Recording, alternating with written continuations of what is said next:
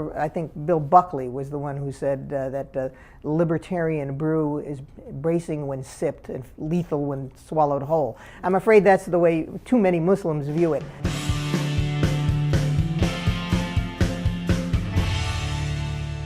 Hi, I'm Nick Gillespie with Reason TV, and today we're talking with the founder and president of the Minaret of Freedom Institute, Imad-ad-Dean Ahmad. Dean, thanks for joining us. My pleasure, Nick. Okay, and I hope to pronounce your name correctly on the way out if I didn't on the way in. The Minaret of Freedom Institute started in 1993, and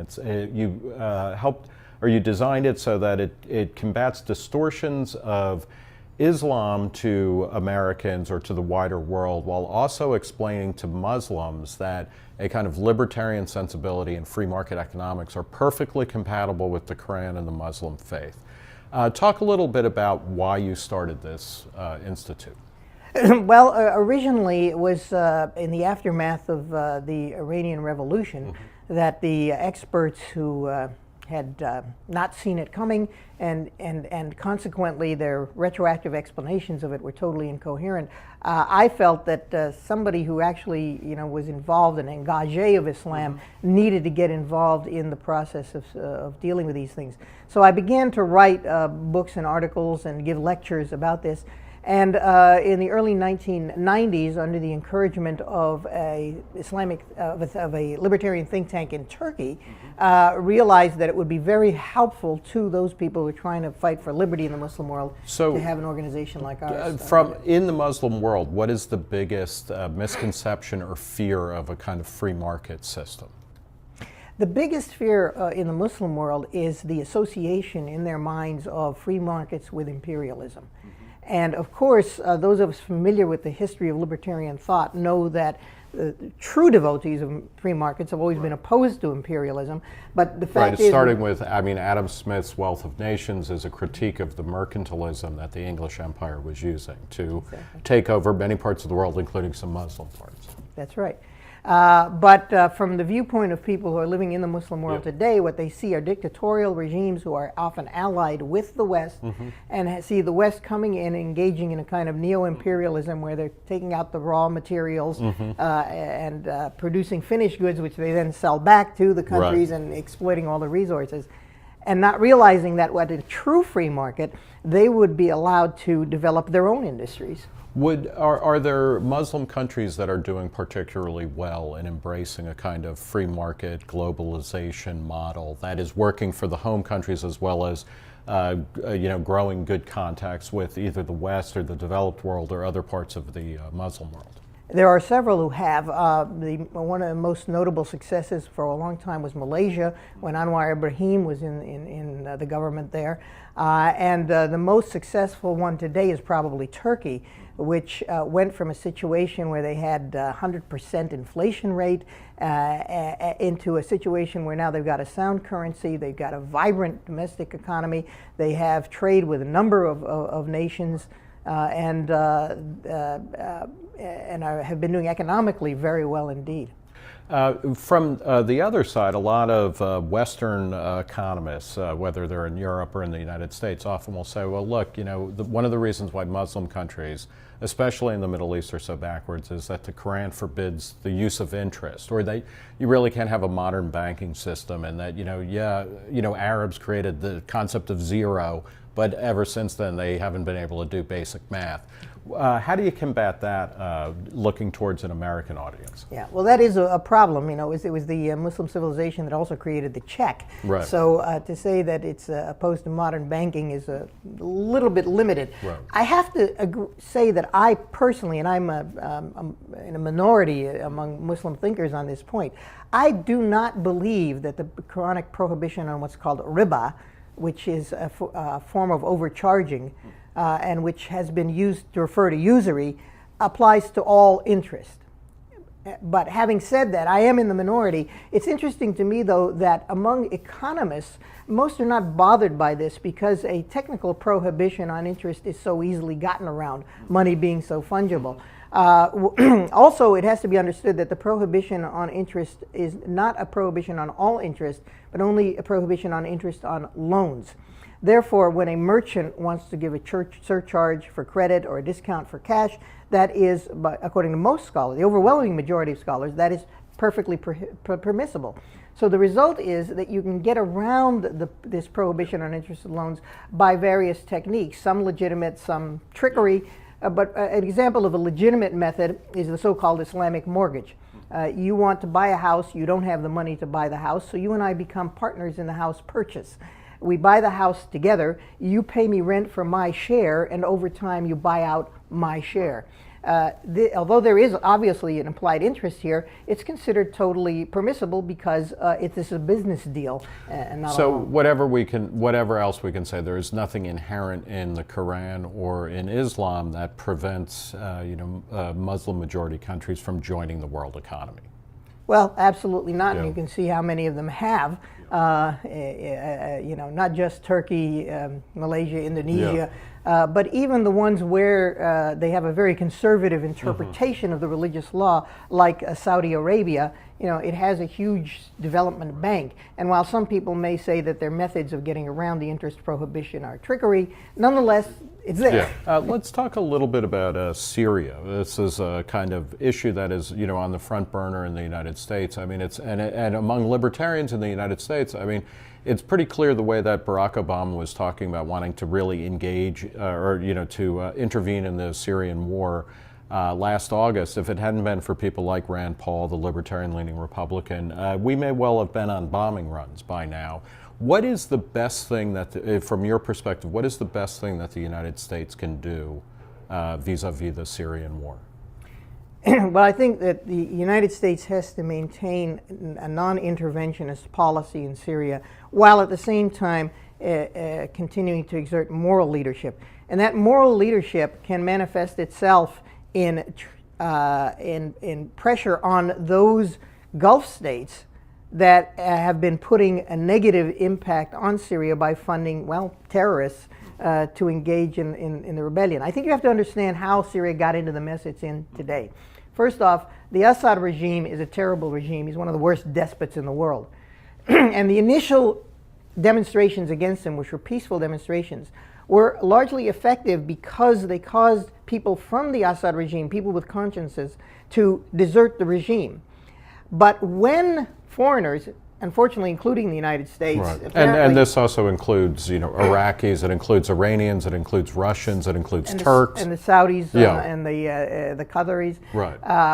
But that intervention on one side or the other, right. Certainly the Russians and the Iranians supporting Assad, the Qataris and the Saudis, sending in fighters to support the rebels, and the Americans and the Germans providing intelligence support to the rebels, all encouraged them to go militant. Mm-hmm. And once they went militant, of course, the Alawites, who are a minority in the country. And this is Assad's group. As well as those groups whom he had made alliances with, like the Christians, right. all feel threatened by these extremists who are coming in to side with the rebels, and so they've closed forces in support of the Assad regime. And that is essentially what led to this horrible civil war that's going on now. So then, I mean, given that, and you say exert moral leadership, the U.S. can exert moral leadership on Gulf states or regional allies that we have there, how will that kind of lessen the violence and lead to, a better resolution? Well, that in combination with improving our relationship with, for example, Iran, which fortunately we're starting to do on the nuclear talks, but we have to understand that Iran is a major player in what's going to happen in Syria. The Iranians, of course, are concerned about the Shiites in general, not just the Alawis, who are a breakaway sect, but there are other Shia in the country. And they are going to, I think, in fact, I attended a conference recently where I was told by someone very high up that, in fact, the Iranians are eager to compromise on this issue, that their concern is to continue to have friendly relations with whoever is going to be the regime in Syria, and to make sure that the Shias are protected. And they have no particular support for Assad himself. Mm-hmm. So what they don't want, and what the Russians also don't want, is to see Syria kicked out of being an ally with them into being an ally with the United States. Whereas as far as the despotism in Syria is concerned, they're not interested in supporting that. So if we were to adopt the position that, okay, we're not insisting that we have to put in an American puppet regime in Syria, all we want to see is that the despot should go, and we are perfectly willing to see whatever safeguards are necessary in order for the Alawites and the Shias and the Christians and the Kurds, by the way, to be protected, then that would be great. That actually I think both the Russians and the Iranians would be interested in cooperating. And once they put pressure on Assad, he can't stay. You know, we started talking about how kind of capitalism, or a mercantilist version of that, is equated in many parts of the Muslim world with with the West.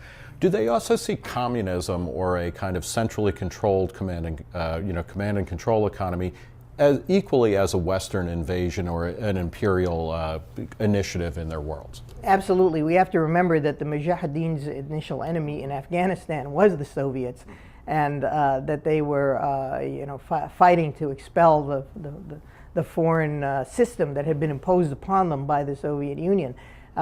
Basically, after the Soviets left and the Americans came in, they just turned all that against the capitalist system. Probably a thornier question even than Syria. What the U.S. is slowly pulling out of Afghanistan. What's the best thing that the West can do to kind of make Afghanistan a better place? I think the best thing the West can do for Afghanistan and for many other countries that are in similar situations is to allow people-to-people exchanges.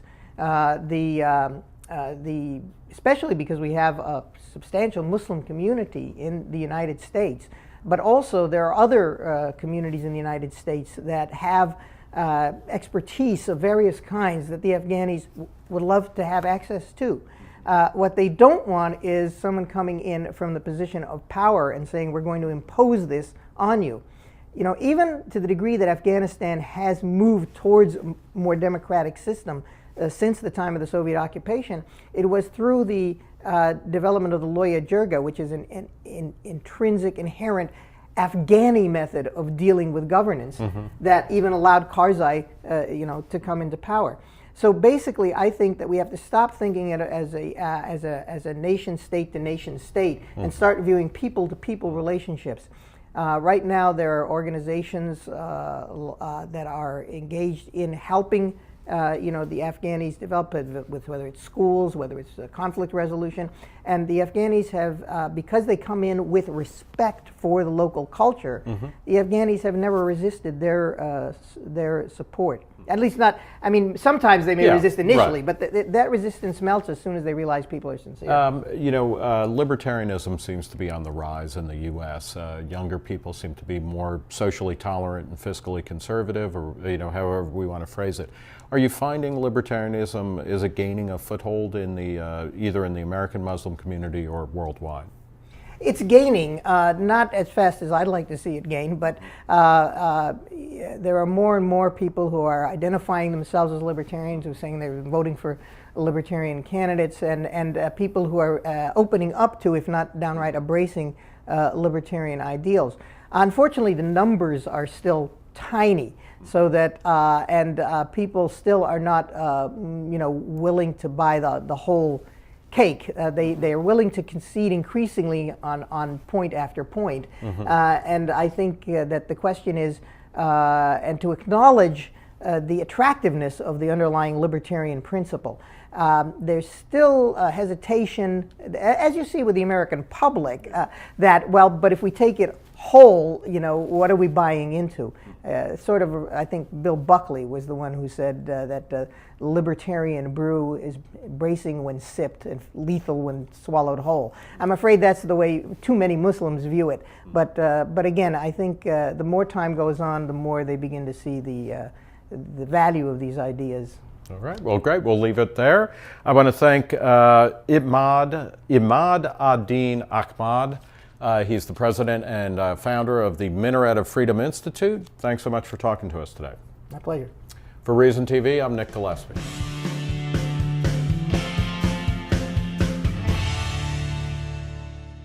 And to write books and articles and give lectures about this And in the early 1990s, under the encouragement of a libertarian think tank in Turkey, realized that it would be very helpful to those people who are trying to fight for liberty in the Muslim world to have an organization like ours. From in the Muslim world, what is the of the Minaret of Freedom Institute, Imad-ad-Dean Ahmad. Dean, thanks for joining us. My pleasure, Nick. Okay, and I hope to pronounce your name correctly on the way out if I didn't on the way in. The Minaret of Freedom Institute started in 1993, and you designed it so that it combats distortions of. I think Bill Buckley was the one who said that libertarian brew is bracing when sipped and lethal when swallowed whole. I'm afraid that's the way too many Muslims view it.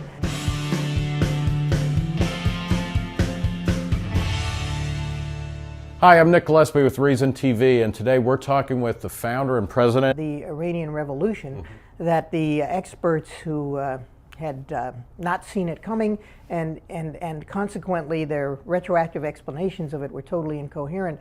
I felt that somebody who actually was involved, an engagé of Islam, needed to get involved in the process of dealing with these things. So I began Islam to Americans or to the wider world, while also explaining to Muslims that a kind of libertarian sensibility and free market economics are perfectly compatible with the Quran and the Muslim faith. Talk a little bit about why you started this institute. Well, originally it was in the aftermath of